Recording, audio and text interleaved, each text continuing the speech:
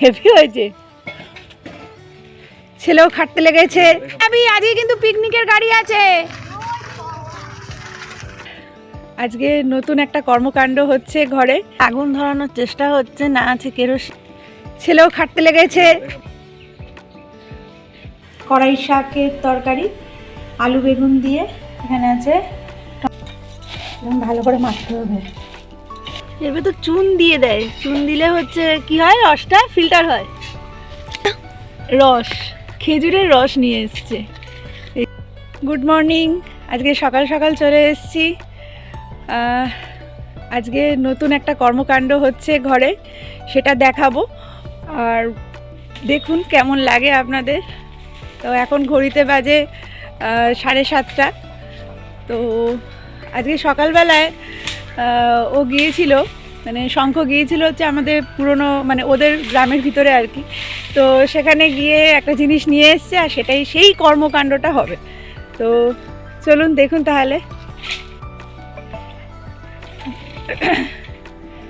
দেখুন কি হচ্ছে আজকে, কেন হচ্ছে বলুন তো, একটু পরেই দেখতে পাবেন।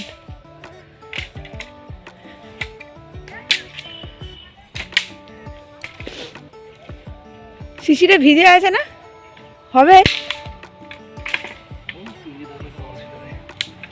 তুমি তো এবার ছাটাছাট করে দিচ্ছ।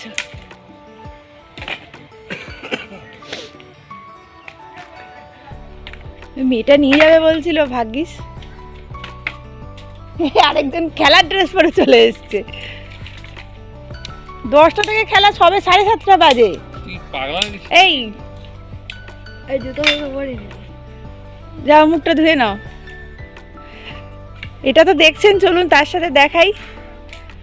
আরো আমাদের গাছে কি ফুল ফুটেছে দেখুন। সেই গাঁদা গাছগুলো কিন্তু একদম সুন্দর হয়ে গেছে, আর কুড়ি চলে এসছে, কিছুদিনের মধ্যেই ফুল ফুটবে। দেখুন এই ফুলটা আজকে নিয়ে 3 দিন ফুটে আছে, একদম কি সুন্দর, শীতকাল তো ওই জন্য।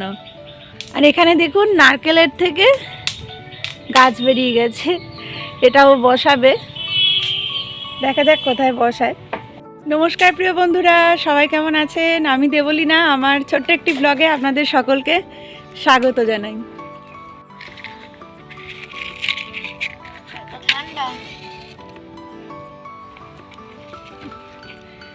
এখানে আগুন ধরানোর চেষ্টা হচ্ছে, না আছে কেরোসিন, না আছে কিছু। হবে না, তুমি যাও গিয়ে পেট্রোল নিয়ে আসো। কেরোসিন তেল লাগে জ্বালাতে গেলে, দিতে পারলে ভালো, তাড়াতাড়ি হয়ে যেত না? তো বেশি করে তুমি এইগুলো দাও না, এই পাতাগুলো বেশি করে দাও। তো এইটুকুনি দিলে কি হবে, দূর, বেশি করে দাও। ছেলেও খাটতে লেগেছে। এই দেখুন, আসল ব্যাপার হলো রস, খেজুরের রস নিয়ে এসছে, এই যে হাঁড়িতে করে।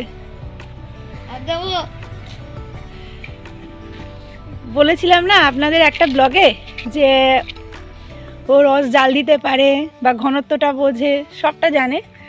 খেজুরের বাড়িতে খেজুর গাছ আছে, তো খেজুর গাছের রস নেয় আর কি, যারা নেয় আমাদের ওখানে তারা আর কি কাটে, তো ওরাই আমাদেরকে এই রসটা দেয়, আর ওরাও নিজেরাও একটু নেয়।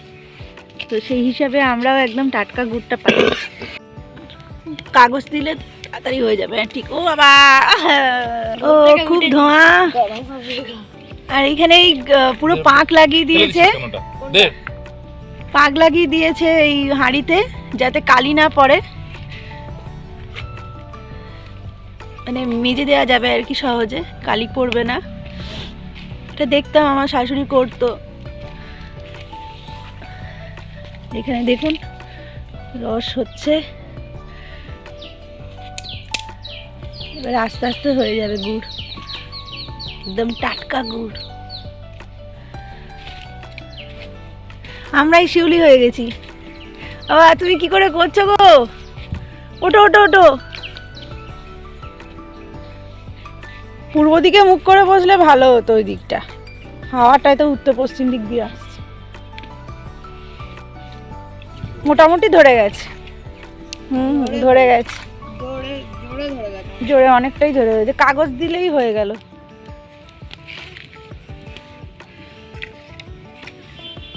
এত মোটাটা দেবে? নাড়তে হবে না? আরে দেও না, ওটা দিয়ে রাখো আর কি, ধরবে না এখন। আর একটু কাগজ নিয়ে আয়, যা। কাগজ লাগবে না স্যার? ও লাগবে না, লাগবে না, আমি জানি না।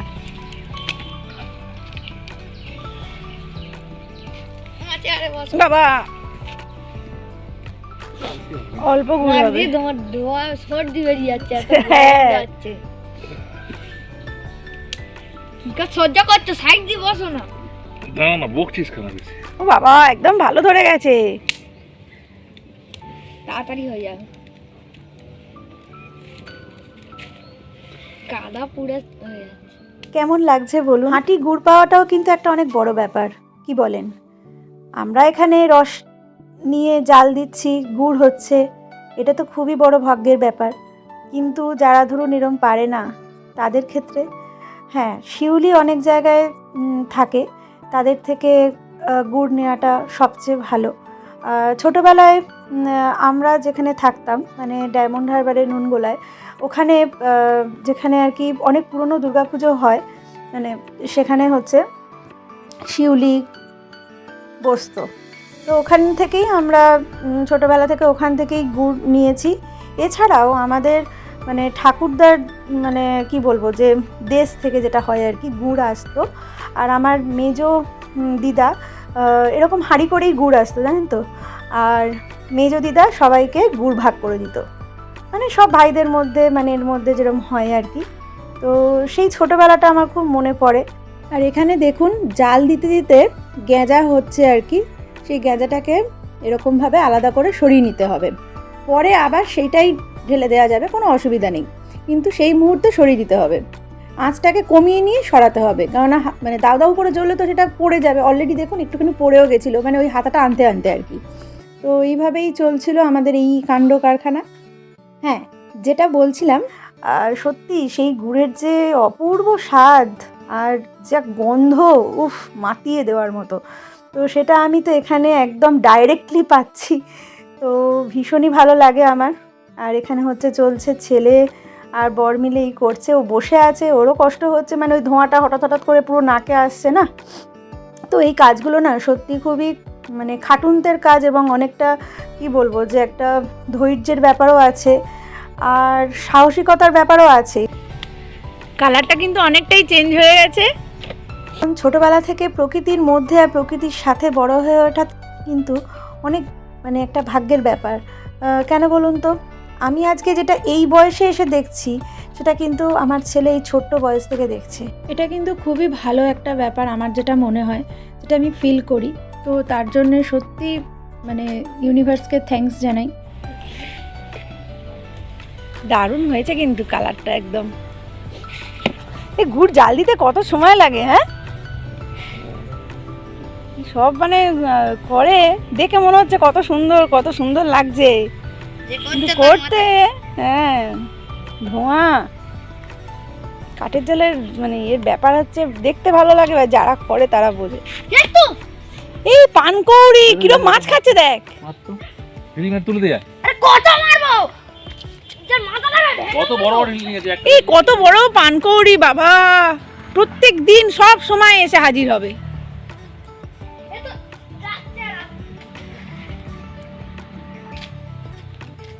এবার তো চুন দিয়ে দেয়, চুন দিলে হচ্ছে কি হয়, রসটা ফিল্টার হয়। আর এখানে কালারটা আরো অনেকটা চেঞ্জ হয়ে গেছে, এত ধোঁয়া হচ্ছে। এই কি সুন্দর গন্ধ এলো, ভালো গন্ধ আসছে। বাবা হাঁচি হচ্ছে, কিরম খেতে? ভালো। এটা তো রস জাল দেওয়া, এখনো গুড় হয়নি। ও ফেন্টা গন্ধ, ফেন্টা। ও একটু দাও, খাই খেয়েছে, একটু দাও। এ তুই খেয়ে নিলে আর লোকে হবে না। ফু দাও, ফু দাও। এই নোংরাটা তুলে দাও। আমিও খাবো। মাকে দাও, মাকে দাও, খেয়ে নেবে গোটা। খুব সুন্দর খেতে, একবার খেয়ে দেখো, মাকে দাও। হাত পাতে এম করে। আরে আগে ফু দাও আগে। আরে ফোন তো দিয়েই দেবে, গরম না গো, দাও। গরম হতে যাবে। উহ, আবে তো খাচ্ছি, একটু ঠান্ডা করে খাবো। ঠান্ডাই হয়ে আছে। হ্যাঁ হেভি হয়েছে। আমাকে একটু দাও, ফু দাও। এই হতেই খেয়ে নিচ্ছি। আর একটু পরে চিটে এসে যাবে। একটু পরে চিটে যাবে। দাও দেবে তো আমাকে। তবে এটার টেস্টটা অনেক বেশি ধর। অত মাকে দাও, আমাকে একটু কম করে দাও। গরম ওই, কিরম আরে মাঝখানটা দাও, এখানে মাঝখানে দাও। কেমন করে দিতে হয়? গরম আছে, ছাড়ো আর দিও না। অনেকটা দিয়েছে। ধর।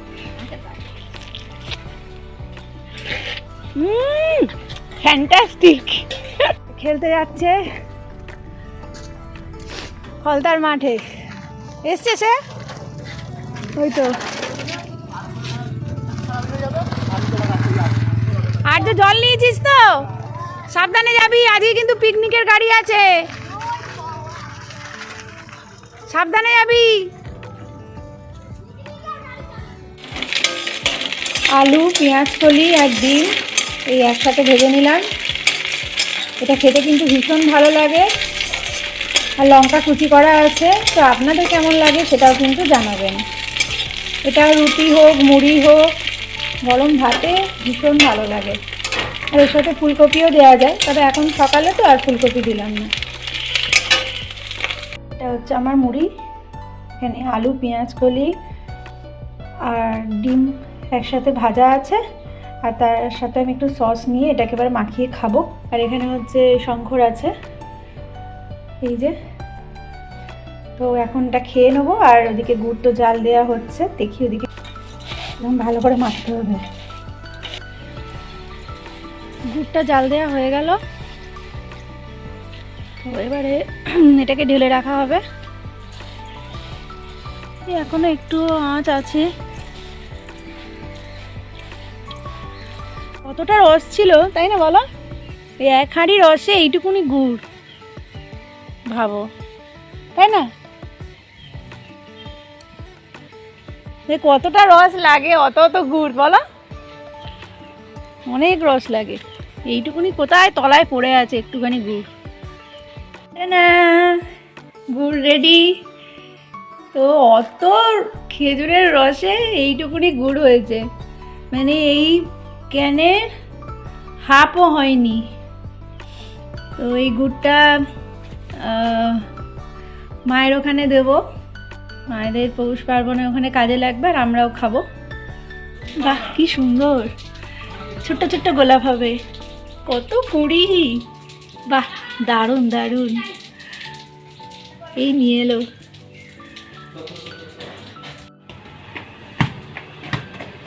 সে কোথায় চলে গেছে? বাড়ি ছেড়ে আবার ওই বড় রাস্তায় গিয়েছিলিস পানাঘাট দিয়ে? হ্যাঁ। ঠিক আছে, সব ঠিকঠাক করে রাখ। কড়াই শাকের তরকারি, আলু বেগুন দিয়ে। এখানে আছে টমেটোর চাটনি, আর এখানে আছে পেঁয়াজ কলি আর ফুলকপি ভাজা। তো এইগুলো যখন রান্না করছিলাম আর আপনাদের সাথে শেয়ার করিনি, কেননা বুঝতেই পারছেন যে সকাল থেকে যদি এইসব ঘরে হয়, মানে এই গুড় টুড় তৈরি করা, সেই জন্য তো ঠাকুরের কাজ কিছুই হয়নি। এখন ঘড়িতে বাজে হচ্ছে 2টো। এবারে চান টান করে তারপরে খাবো, পুজো করে তারপর খাবো, অনেক দেরি হয়ে গেছে।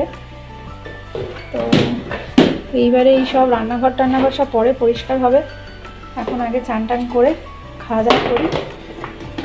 তো 2:30টার সময় আমরা খেতে বসে গেছিলাম, আর বেশ ভালোই লাগে। আমরা এখানে খাই, প্রায় প্রতিদিনই খাই বলতে গেলে। আর অ্যাকচুয়ালি আমি পরে ভয়েস দিলাম, কেননা তখন শঙ্খ একটু গান চালিয়েছিল মোবাইলে, তো সেই কারণে কপিরাইট হয়ে যাওয়ার একটা ব্যাপার আছে। তো আমি পরে ভয়েসটা অ্যাড করলাম। তো কী রান্না হয়েছে দেখুন। এখানে হয়েছে কড়াই শাক, ফুলকপি পেঁয়াজকলি ভাজা, মাংস, চাটনি, সবজি, ডাল, ভাত, মানে এইগুলো আর কি। তো তো প্রতিদিন একটা পিকনিকের মতো হয়ে যায়। এখন এবার সূর্য ডোবার পালা, মানে অস্ত যাচ্ছে। আজকের ব্লগটা কেমন লাগলো অবশ্যই জানাবেন, ছোট্ট একটা কমেন্ট করবেন। আর যারা সাবস্ক্রাইব করেছেন তাদের জানাই অসংখ্য ধন্যবাদ, আর যারা এখনও সাবস্ক্রাইব করেননি তাদের অনুরোধ করি সাবস্ক্রাইব করে নিয়ে পাশে থাকুন। বিকেল হয়ে সন্ধে হতে চললো, এখন ঘড়িতে বাজে 5টা 10-15 হবে। তো একটু তো বেলা বেড়েছে, আর শঙ্খ গেছে বাইরে, আর ও একটু খেলতে গেছে ছেলেটা। তো আজ এই পর্যন্তই ব্লগটা শেষ করছি। আপনারা সবাই খুব ভালো থাকবেন, সাবধানে থাকবেন। আবার দেখা হবে পরবর্তী একটি ব্লগে। আজ আসি, টাটা।